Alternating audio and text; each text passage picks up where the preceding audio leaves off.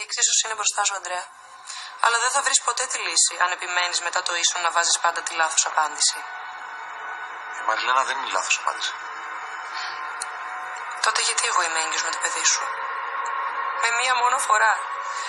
Δεν ήταν καν οι γονιμές μου μέρες. Αν αυτό δεν είναι θαύμα, τότε τι είναι? Πρέπει να φύγω. Αρνείσαι το παιδί σου? Δεν αρνούμε κανένα παιδί.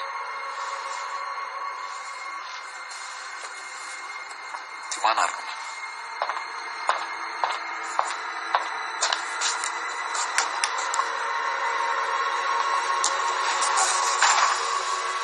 Δεν πειράζει.